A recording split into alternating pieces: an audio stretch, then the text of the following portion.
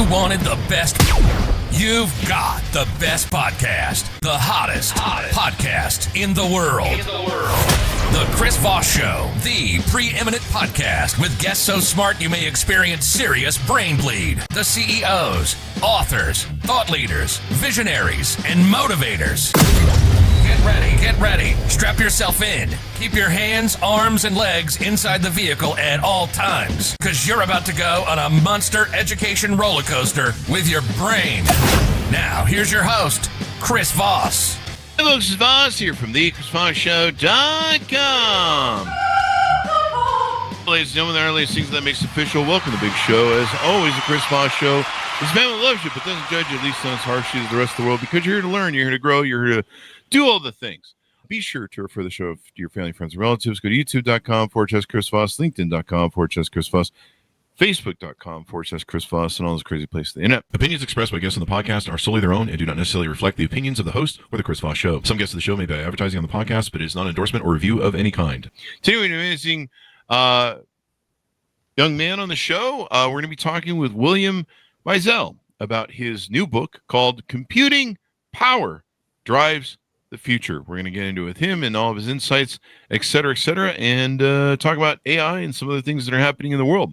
Welcome to the show, William. How are you? I'm fine, thanks. Thank you, and thanks for coming on. Give us your .coms or any websites you want people to find you on the interwebs. Well, the easiest place is probably www.williammeisel.com. That's William, Meisel.com.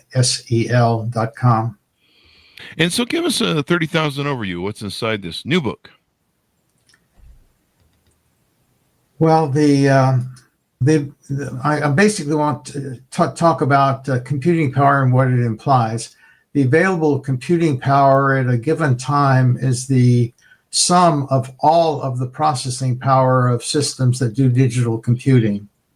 The largest sources of computer power are the computing centers of companies with racks of computers and huge installations. Mm-hmm. And there are cloud services such as Amazon Web Services that rent the most advanced computing services. Mm-hmm. We recently saw how many companies were using Amazon Web Services when the service had interruptions Monday, causing many companies using Amazon, even Amazon itself, to not be able to deliver their computer-driven services. Mm-hmm. Growth in computer power is surging. Some investments in computer centers to support the latest artificial intelligence have risen to $500 billion. Wow. Yeah. In another example, Amazon is building one of the largest computer complexes with the AI startup Anthropic on 1,200 acres in Indiana. It's composed of 7 data centers, each larger than a football stadium. Mm. Beyond these computer centers, almost all digital devices, such as mobile phones, use increasingly powerful microprocessors, chips that are small computers. Microprocessors are everywhere, from microwave ovens and washing machines to self-driving cars. Mm-hmm. All of these sources of computer power are expanding rapidly. Mm-hmm. And it's moving really fast, too, AI. Have you been surprised by that? The cost of a given amount of computing power has dropped by at least half every 2 years for decades. Mm-hmm. So this is not something new, but it's dropping even faster today. Today's artificial intelligence is based on machine learning using deep neural networks. What basically all the AI that really is significant is based on is an example of what increasing computer power has delivered. The neural network technology was fully developed in the mid-'80s, but computers were too slow and expensive to make it feasible. Mm-hmm. Compute power passed a tipping point in the last few years that made using neural networks economically feasible. Mm-hmm. In the extreme case of huge neural networks, it has given us the large language models such as ChatGPT, which impresses us with its ability to write articles on any requested subject in minutes. As compute power grows, digital technology can deliver increasing benefits to society. A major issue we should discuss is what those benefits to society will be, as well as what not to expect. Mm. Yeah, I noticed there was a bunch of people complaining on Facebook the other day about how high their power bills are getting. And one person made a comment that I kind of was like, that's an interesting thing to think about.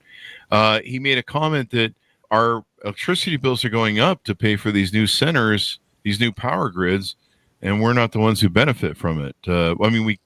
I suppose we do in a way that you could say, well, we get to pay somebody an AI subscription.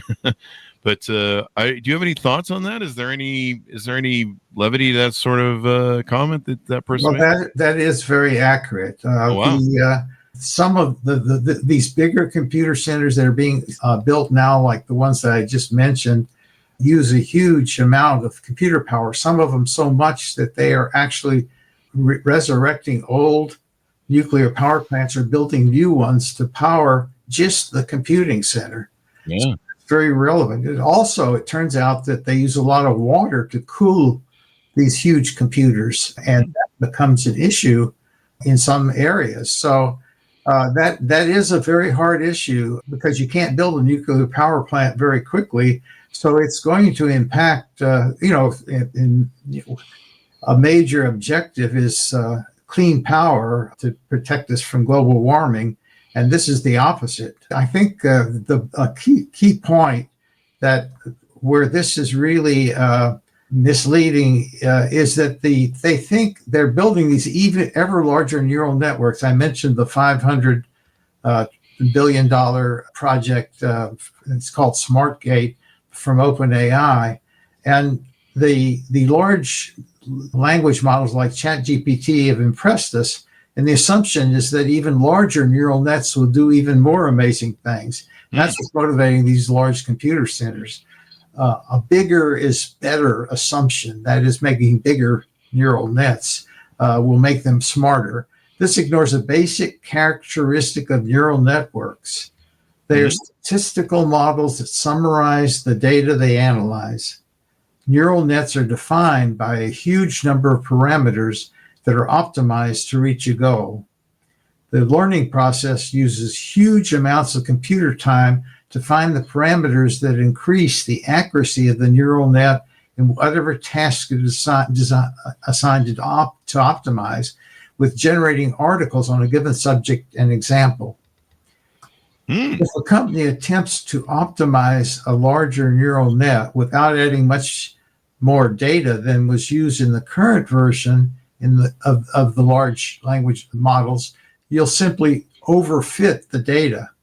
This is a simple statistical fact that applies to almost any statistical process.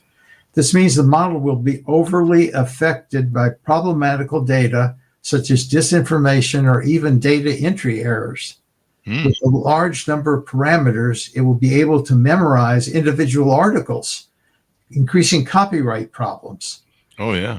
Yeah, you're well aware that they've been sued for copyright infringement by many of the data sources they use. Authors and music people, yes. Yep, absolutely. In general, it will provide unreliable results much more than current models. Oh, wow. It will deliver artificial ignorance rather than artificial intelligence. So it's going to hallucinate more, maybe? Yeah. I think they're discovering that. The further problem is that a statistical model reflects the quality of the data it analyzes. If you decide that if you do a poll and you only ask people who have one opinion, you're not getting a very good poll, right? So this relates to any statistical model. Trying to use even more data than that mined from the web by the current models will make it difficult to find enough data of sufficient quality to generate useful results. The developers of current large language models were forced to pay millions to major publications for copyright infringement, as we've discussed, making finding quality data for a larger model more expensive, even if feasible. There are already indications that the bigger is better model is failing. I should emphasize that. There have been companies that announced ambitions in this area, are delaying deployments, and some of them even announced that they've quit trying. The latest version of OpenAI's large language model, the one that we all play with, ChatGPT 5 has been viewed by reviewers as not much an improvement over the previous version, GPT-4. So they've kind of implied that that's their version of a larger language model. But if anything, people have complained it makes more mistakes in certain cases. In summary, I believe the bigger is better assumption that is founding all this huge investment ignores basic statistical principles and will fail completely. I expand on these brief arguments in my book. The book also argues that even today's version of generative AI using large neural networks will not generate profits for those investing in developing it. Oh, that's pretty relevant to some of the stock market controversy going on. Yeah. A recent report from the MIT Media Lab found that 95% of organizations, all but 5%, see no measurable return on their investment in these technologies. The Harvard Business Review looked at these numbers and said, why? And a couple of weeks ago, they came up with one explanation. They called it work slop. AI-generated work content that masquerades as good work but lacks the substance to meaningfully advance a given task. I think that's their word. AI-generated work content that masquerades as good work but lacks the substance to meaningfully advance a given task. Work slop makes it hard for companies to widely adopt the technology as part of their work process without requiring human review of the result. This reality makes it hard for companies providing the large neural networks to do so profitably, particularly with the need to continue to invest large amounts in research. The excitement over what the large neural networks will decline as these issues become more evident. Well, this sounds like it should be pretty interesting then. You bring up some good things that I've been reading about recently. There's people warning of a bubble, of a financing bubble, because so many of these VCs have jumped in and startups and stuff, and they're warning that there's going to be a huge blow up. Not everyone's going to make money, yada, yada, yada, that sort of thing. So is that your summation as well? It is, but it's very strange. I'm very uncomfortable predicting the stock market. It's because a lot of that it's interesting because the U.S. economy is a very strong economy simply because if you look, most people in our country, as opposed to China, for example, have a lot of extra money to spend on things they like, and they can start spending money on that if they want. But they usually have, even the middle class and even some of the even some of the lower class economically have money to spend on things like movies and so forth. So the economy is surprisingly strong, but I'm not going to get into the politics of all this. But I do have concern. I personally have put all my money into Treasury bills, so that's where I stand. I think that there's all these articles are coming out saying that the market is overvalued by historical views, and there's a lot of speculative money out there. But it just seems that the market wants to keep hitting records. I'll make the statement that it seems doesn't seem sustainable to me, but the market is partly what people are willing to pay. If somebody's willing to pay for the stock, and they've had years of the stock market going up pretty steadily, I guess you never know. Whatever the market will bear, as they say. Absolutely. Oh, you gotta love it. That is interesting what's going on, and it's we've seen this. I lived through the .com bubble and saw the crazy exuberation there. I lived through the real estate bubble, the crazy exuberation there. Prices was quite extraordinary. So maybe there is another bubble. It seems like we seem to have this bubble anytime there's a new technology, whether it's financing or any of that. And financing all this power grid stuff. Who's paying for this building these power grids, reopening nuclear things. Is that being passed on to consumers like that gentleman has suggested, or is there is these billion-dollar companies like Mark Zuckerberg paying for it like they should? Well, there's an awful lot of a lot of the money that's coming into it is being borrowed, and it's kind of almost it's very complex financing change. A lot of this money is being spent on these very large neural networks, and people think now when you say AI, everybody thinks about the Chat GPT or the large language model, but AI has been around for a while. The neural network technology has been very successful, and people don't really, in the excitement over the large AI models, the more focused applications of AI using neural networks get lost, and those do contribute to technology. So this huge computer power that's being invested in can be used for other things as well. But the smaller neural network models have been very successful. In more limited applications, we shouldn't lose sight of what they can do to improve productivity in our economy. In more limited applications, the data sets used to train the models can be smaller and more carefully selected. For example, in healthcare, Caltech developed a neural net that can be very effective in developing cancer treatments. As a Caltech graduate, I saw a recent lecture for Caltech students online, and the guy showed a neural net that basically could take your specific cancer and create a treatment for it. But that just hasn't been tested on humans yet, so we can't get too excited. But I view it as almost somebody, you remember when, I don't know if you remember, because it was kind of a side thing, but humans were spending months or even a year to try to figure out how proteins folded. Then AI figured out how to fold all proteins folded, basically, in months. There weren't that research. So, but I viewed what this guy did at Caltech with cancer as being the beginning of that kind of AI taking over, helping to cure cancer. But of course, when you have an experimental technique, it has to be carefully tested on humans. Yeah. And most radiologists use neural networks to point out possible tumors while they're looking at an image.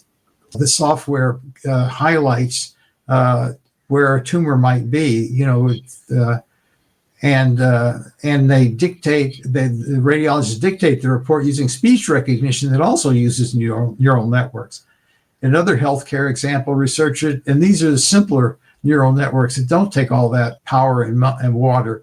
In another healthcare example, researchers at MIT's Computer Science and Artificial Intelligence Lab had created a computer system that can detect language and speech impairments in children even before kindergarten. And of course, in war, neural networks process vast amounts of data from satellites, drones, and other sensors.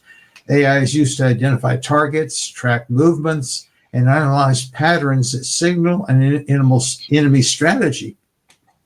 Machine learning algorithms can detect changes in terrain, identify vehicles or personnel, and flag unusual activities that might indicate threats. Some weapon systems use AI for navigation and target identification. I'm sure that we've all read about the drones doing that. They range from defensive systems that intercept incoming missiles to drones that can actually identify specific targets and engage them. There are many more existing applications of AI. Self-driving vehicles use AI, interpreting data from multiple sensors on the vehicles. AI is used in financial services to identify fraudulent transactions as they occur. Today's translation software, if you use translation software on your mobile phone, it uses neural networks. AI drives increasingly intelligent robots. The web search we all depend on. Everybody does web search sometime. We all depend on that technology depends on using neural network technology to understand our requests. When you talk to your mobile phone, you're using neural networks because it understands it. The speech recognition now has been improved by using neural networks. And many applications that you never hear of as a consumer are used by companies internally to be more efficient and productive. Wow. So let me ask you this. I don't know if you study this or talk about this in the book, but the concern is there's going to be a lot of layoffs. There's going to be a lot of people that need to be retrained.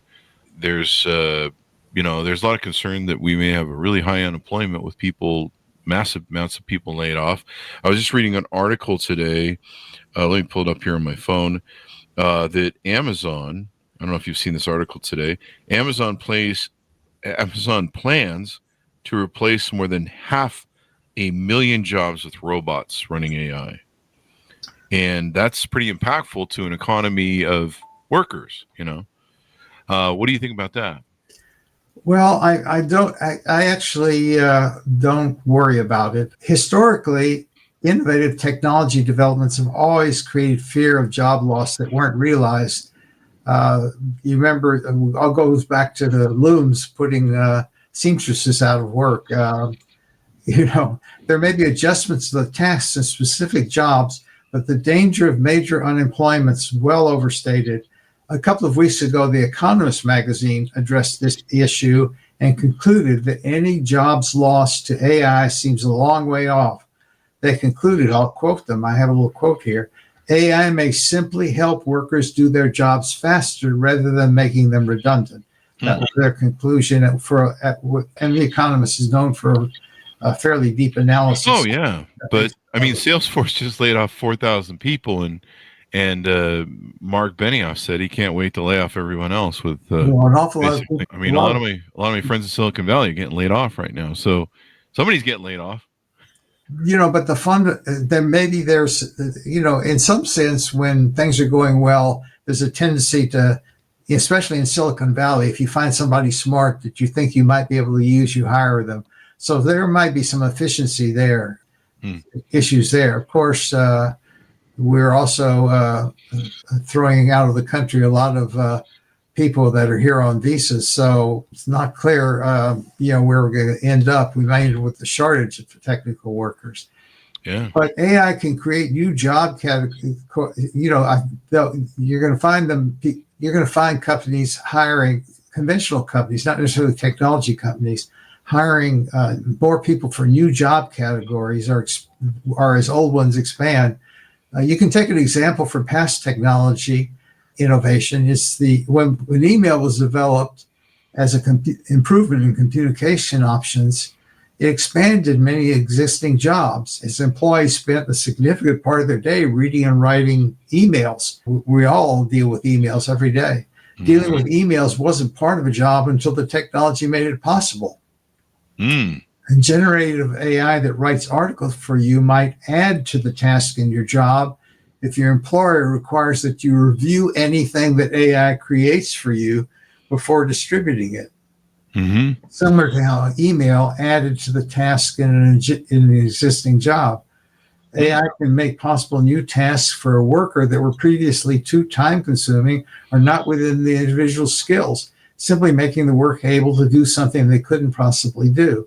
So, for example, if you use OpenAI to create an article on some subject your boss asks you to look into, you can use that as a guideline to look up previous things and just basically rewrite the article from the start that OpenAI has got given you. And if you can't find some of the things that it says in the article, you don't leave them in there if you can't see them. So that now you've expanded the kinds of things you can do as an employee, because you probably, if you were asked to do that, it would take you too much time to do the basic research that OpenAI does for you. Another example of jobs not disappearing due to AI automation is self-driving ride services. You would think that would eliminate taxi drivers and so forth. And a recent example is the introduction of self-driving cars by Waymo in San Francisco. Rather than reducing the number of human rideshare drivers, in 2024, the number of people in San Francisco working for taxi and limousine service firms grew by 7% against a year earlier. Total pay in the industry rose by 14%. Figures from the city suggest the number of old-fashioned taxi trips is about the same as it was last year. David Risher, chief executive of Lyft, the human-powered ride-hailing firm, was recently quoted by The Economist magazine as saying, quote, as self-driving cars enter the marketplace, they will actually expand the market. So apparently residents are just driving themselves less often, not using their private cars less and using rideshare more often as it becomes more convenient and accessible. Yeah. And then you don't have to pay for broken down cars and as much maintenance. Yeah, I mean, that's sometimes it's cheaper.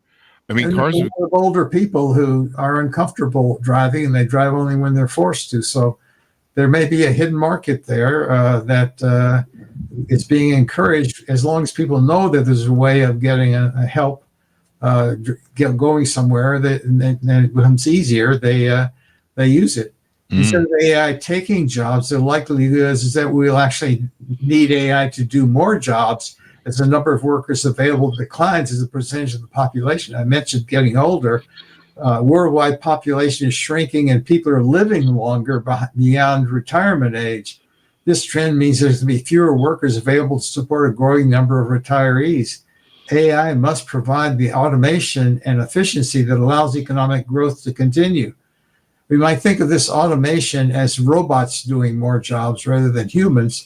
China may be ahead of the U.S. in this. The New York Times recently published an article entitled, "There are more robots working in China than the rest of the world combined." Wow.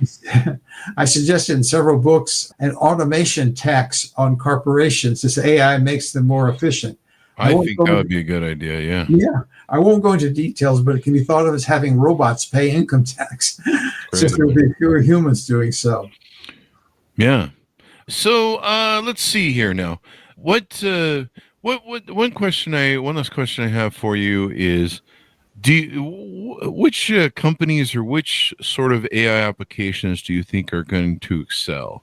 What do you think is going to survive if there is like a .com bubble, as it were?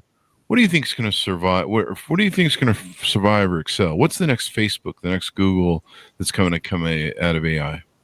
Well, I think, we forget that in some ways we forget that these very large computer centers being built for the bigger AI models are also just big computer centers. They could be used for other things. So we're going to have I mentioned the computer power is growing faster. That computer power is what it's created all kinds of things like web search and so forth and the internet and so forth over all the years as it got more and more. I personally think that what all that computer power is going to mostly benefit is improvement in the digital assistants we converse with. On our mobile phones, we have Apple Siri or Google Assistant delivered with the phones. I use this term digital assistant for something you can use human language to, when you can use human language to converse with a computer. We're familiar with the digital assistants letting us talk to our mobile devices by something like saying like, "Hey Siri," but both Siri and Google Assistant now allow you to type as well as speak your requests. Mm-hmm. They haven't publicized this. I think they're testing it to see whether people like it. This is important because talking at times, the reason I'm bringing this up is this has been around a long time, but it hasn't been using human language to talk to computers hasn't been as impressive and used as much as you would think it would. Mm-hmm. I think it's partly because talking at times when you just have talking as an option would be inappropriate due to concerns about privacy or politeness. If others are around, you may not want to ask your assistant aloud for private information like your bank balance. You may not want to speak when it would disturb others for politeness reasons. The companies haven't yet publicized this ability to text as well as talk to digital assistants.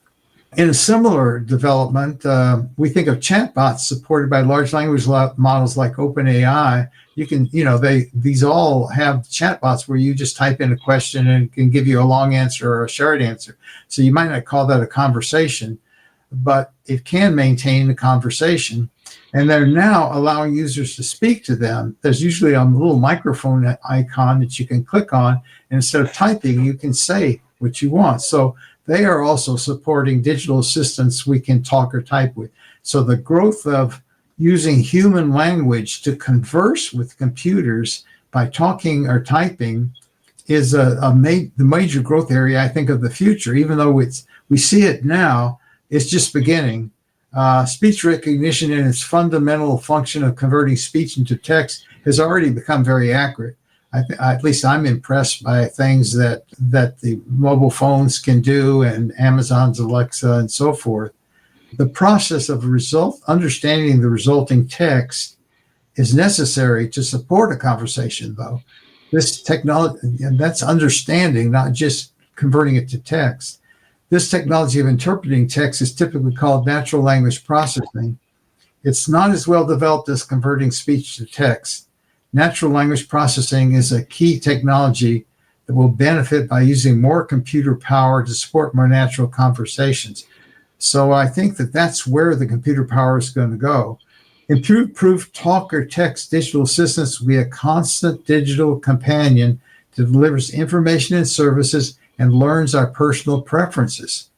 They will make us smarter, even if only providing quick information we need with little effort on our part. If nothing else, they expand human memory beyond what the human brain can store. But beyond delivering information, they will also do tasks for us. Today's digital assistants have tools that allow interacting with other companies so that the digital assistants can deliver service from other companies. You can, for example, you can, through Apple Siri, you can ask the Bank of America to transfer $10 from your checking account to your savings account or something like that. And almost in those words, without leaving Siri. Most people don't know about that. Apple calls these functions actions, and they can do it for any company that has sort of signed up with them. Increased computer power will provide those companies that you can reach with increasingly powerful tools to support digital assistants. I believe that digital assistants becoming essential companions we can always converse with is an inevitable major trend. In the future, if not starting now, most parents will give a young child a smartphone or smartwatch for security purposes and as an educational resource. They can support teaching a child to recognize sort of as a secondary educational source. Not to do so would put a child at a disadvantage to other children. This can allow a child to speak with a digital assistant even before they can read or write. Now think about this in the long run. I'm not sure what the long run is, might be very short. A child growing up with this resource will want that connection with computers into adulthood, particularly as assistants do more and more, including helping us use other software and helping to shop. I don't know about you, but I'm often frustrated by trying to use a feature on my smartphone or a service on a website that where the what to do next is not very clear. It will become a powerful extension of our brain, improving our education and our skills at work. It makes us smarter. Growing computing power is a trend that would deliver its results faster than many previous major innovations, driving important changes in society and economics. I've put more detailed discussion of the points in this interview and more in my recent book, Computing Power Drives the Future. Well, it sounds like it's going to be an interesting future. Give people your .coms as we go out. Tell people how they can find you on the interwebs.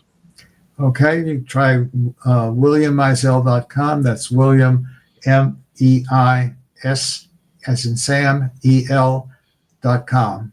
And you'll find links to the book and so forth. More about me. Thank you, Chris. I appreciate this interview. Thank you, Bill. It's wonderful to have you on. Folks, order up his book wherever fine books are sold. You can take and find out more about that book there. I've lost the tab. Give me that title again one more time. Computing Power Drives the Future. There it is. Yeah. Drives the Future. You can find that on Amazon or wherever fine books are sold. Thank you for tuning in to our audience. Go to goodreads.com/Chris Voss, LinkedIn.com/Chris Voss. Chris Voss, one of the TikTok and all those crazy places on the internet. You go to each other. Stay safe. We'll see you next time. And that should have us out. Great show.